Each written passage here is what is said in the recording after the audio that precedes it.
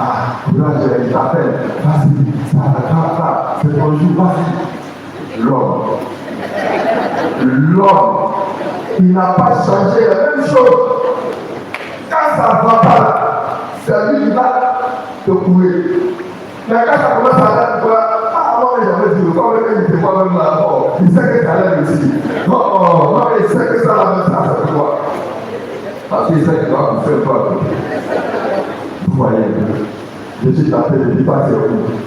Celui qui a le courage, ou bien celui qui dit quoi. C'est à quelle situation quoi. Bon, chacun va répondre en âme et force. Mais c'était sûr, la peur est venue. Moi, quand je suis arrivé sur cette partie, imaginez-vous, tu te trouves devant Jésus et il te demande tu veux quoi? Tu veux que je fasse quoi pour toi? On va imaginer, chacun n'a qu'à imaginer ce qu'il va demander. Chacun n'a qu'à imaginer. Je suis le maître, lui qui réveille les morts, lui qui ressuscite, lui qui guérit. Il est devant toi, lui te demande, mon frère, ma soeur, tu veux quoi? Ce matin, tu veux que je fasse quoi pour toi? Non, là, c'est pas monsieur même la tête de ville. Parce que les demandes dans la ça passe. Vous voyez un peu. La veuve dit quoi? Que je vois. Ah, il n'est pas ambitieux. Que je vois. Voilà ce que lui a demandé. Si seulement à cet instant, ce dont il a besoin, c'est ça qu'il voit. Bon. C'est vrai que vous n'allez pas savoir le but, chacun sa demande, mais la demande du diocèse est.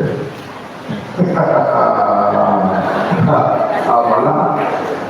La demande que tu dois faire ce matin à Jésus, tu te poses la question, qu'est-ce que mon fils, qu'est-ce que ma fille, qui veut que je fasse pour toi, quand nous passerons la cathédrale, cet esprit. Il n'y a pas autre demande.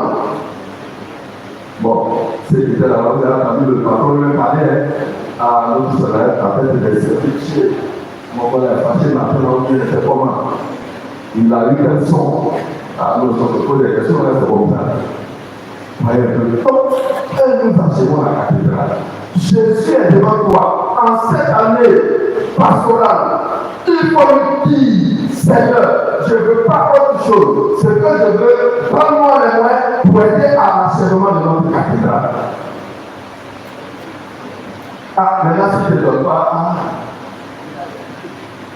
maintenant, si tu as donné aussi, sauvé.